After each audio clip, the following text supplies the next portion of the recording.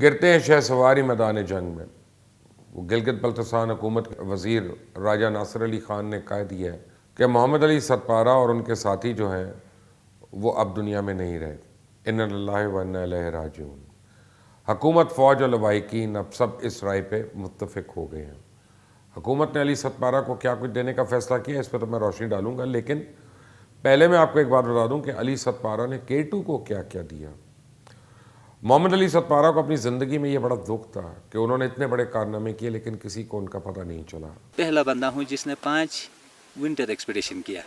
علی ستپارہ کے بارے میں اس کو کچھ علم ہی نہیں ہے، لیکن اسی ستپارہ نے جاتے جاتے K2 کے اوپر بہت بڑا احسان کر دیا، بلکہ یوں کہیے کہ علی ستپارہ نے K2 کو ایک نئی زندگی دے دی۔ پوری قوم علی ستپارہ کی ویڈیوز اور اس میں K2 کی معلومات دیکھ دیکھ کر اب اتنی ماہر ہو چکی ہے کہ آدھے تو اس پہ چڑھنا چاہتے ہیں اور آدھے چڑھنے کا سوچ کر بھی خوف کھا رہے ہیں۔ بہت لوگوں نے بچپن میں بڑا رٹا لگایا لیکن کبھی سمجھ میں نہیں آیا، لیکن اب ہر ایک کو پتہ چل گیا کہ K2 کی لمبائی 8611 میٹر ہے، جبکہ فٹوں میں اس کا حساب 28,251 فیٹ ہے۔ لمبائی کہہ لیں، اونچائی کہہ لیں، یہی نہیں بلکہ یہ بھی پتہ چل گیا کہ کتنی خار ہے۔ اس پر چڑھنے والے 100 لوگوں میں سے 29 لوگوں کو تو یہ اپنے پاس ہی رکھ لیتا ہے۔ اور تو اور ہمیں یہ بھی پتہ چل گیا کہ اس کا بیس کیمپ 5000 فٹ اور پھر اس کے بعد 4 مزید بیس کیمپس ہیں، اور اس سے آگے باٹل نیک کا علاقہ ہے جس کو ڈیتھ زون کہتے ہیں۔ اس کی بھی اب مکمل انفارمیشن ہر پاکستانی کو زبانی یاد ہو چکی ہے۔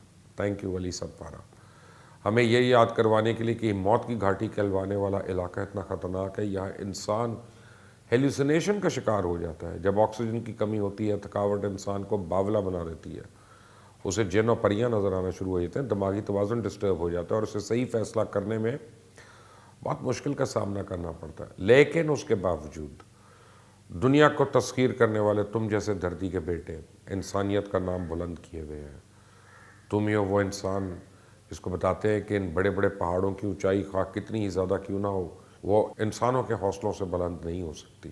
اور مجھ جیسے کمزور اشرف المخلوقات اس تسخیر پر فخر محسوس کرتے ہیں۔ علی ستپارہ، آپ کا شکریہ کہ آپ نے ہمیں یہ بھی سمجھا دیا کہ ایکلیمیٹائزیشن کیا ہوتا ہے، اور آپ کی وجہ سے ہمیں پتہ چلا کہ K2 کے اوپر چڑھنے سے پہلے 2 مہینے تک اس کے قدموں میں بیٹھ کے انتظار کرنا پڑتا ہے کہ یہ آپ کو اپنے سر پر چڑھنے کی اجازت تو دے۔ یعنی کسی بھی پہاڑ پہ چڑھنے سے پہلے آپ کو کئی دن وہاں اونچائی پر کم آکسیجن میں رہنا پڑتا ہے، اور جس کی وجہ سے جسم میں ریڈ بلڈ سیلز کی پروڈکشن جو ہے وہ تیز ہو جاتی ہے۔ انسان کا ہیموگلوبن بڑھ جاتا ہے، اور جتنا زیادہ خون یعنی جتنا زیادہ جسم میں ریڈ بلڈ سیلز ہوں اتنی ہی زیادہ ان کا برین اور جسم کے دیگر اعضاء کو کم آکسیجن ہونے کے باوجود اپنے خون سے آکسیجن ملے گی اور وہ آکسیجن کو کیری کر سکتے ہیں۔ اس سارے عمل کو ایکلیمیٹائزیشن کہا جاتا ہے۔ محمد علی ستپارہ کا تو یہ بھی احسان ہے کہ انہوں نے پوری قوم کو یاد کروا دیا کہ کوہ پیمائی جو ہے یہ کوئی خالہ جی کا بیڑا نہیں ہے جو ہر کوئی اس میں کرکٹ اور ہاکی کا میچ کھیلتا پھرے۔ اس کام کے لیے 100 انچ کی چھاتی چاہیے، اور صرف چھاتی ہی نہیں، بے مثال صبر، مستقل مزاجی اور پریکٹس کی ضرورت ہے، اور سب چیزیں ہونے کے باوجود پھر نصیب بھی چاہیے، کیونکہ پہاڑ کی چوٹی پہ پہنچنے کے لیے کوئی شارٹ کٹ موجود نہیں۔ آپ کو مشکل اور دشوار گزار راستوں سے گزرنا ہوتا ہے جہاں ہر ایک قدم پہ موت ہے، ہر قدم پھونک پھونک کر رکھنا، اور ایک غلط قدم آپ کی زندگی کی قیمت ہوتی ہے۔ تو محمد علی ستپارہ نے تو ہمیں یہ بھی ازبر کروا دیا کہ موسم کی کیا اہمیت ہے اور نیچر سے پنگا نہیں ہو سکتا۔ محمد علی ستپارہ نے پاکستان میں کوہ پیمائی کا سر فخر سے بلند کر دیا، اور محمد علی ستپارہ نے ہمیں احساس دلایا کہ پاکستان کے پہاڑ کتنے خوبصورت ہیں، اور دنیا کے کل 14 پہاڑ جو 8000 میٹر سے زیادہ ہیں ان میں سے 5 پاکستان میں ہیں۔ پوری قوم K2 اور کوہ پیمائی کا پیشہ آپ کا شکر گزار ہے کہ آپ نے اس شعبے اور اس کے لیے خطرات لینے والوں کی عظمت میں لازوال اضافہ کیا۔ محمد علی ستپارہ، آپ کی وجہ سے ہمیں پتہ چلا کہ 8000 میٹر عام لوگوں کے لیے صرف ایک میننگ لیس نمبر ہے، لیکن کوہ پیماؤں کے لیے جنہوں نے اسے سر کرنا ہے یہ ایک جان لیوا اور خون خوش کر دینے والا نمبر ہے جو ہمیشہ کے لیے ان کی زندگی کا فیصلہ کرتا ہے۔ آپ کی وجہ سے ہمیں یہ بھی یاد ہو گیا کہ دنیا میں کل 14 پہاڑ ایسے ہیں جو 14000 میٹر سے بھی زیادہ بلند ہیں، اور یہ تمام پہاڑ ہمالیہ اور قراقرم کے پہاڑی سلسلوں میں واقع ہیں۔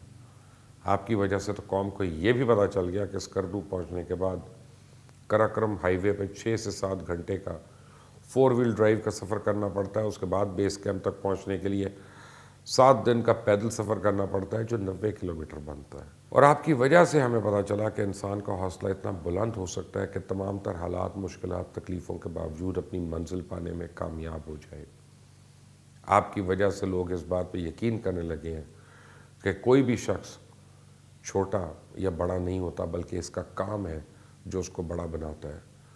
اور آپ کی وجہ سے ہمیں پھر یاد آ گیا کہ یہ قوم کتنی محبت کرنے والی اور اپنے ہیروز کو ان کا حق دیتی ہے، چاہے وہ اس دنیا کے جانے کے بعد ہی کیوں نہ دے.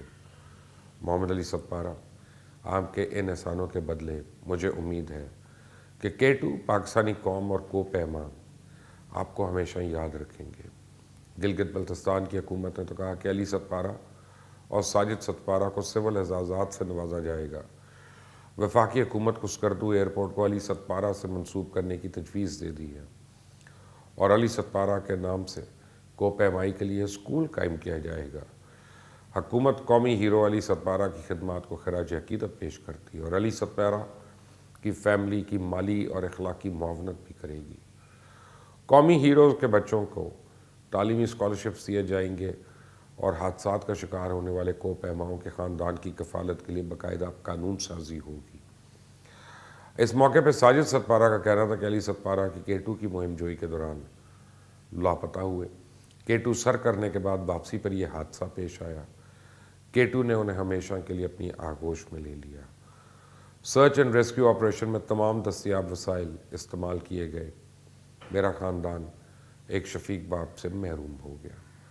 ساجد ستپارہ نے مزید کہا کہ پاکستانی قوم محب وطن قومی ہیرو سے محروم ہوئی، دنیا بہادر اور باصلاحیت مہم جو سے محروم ہوئی.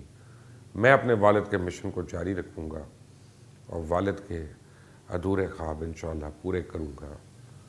پاکستان زندہ باد. علی ستپارہ، ہماری دعائیں ہمیشہ آپ کے ساتھ. اللہ حافظ.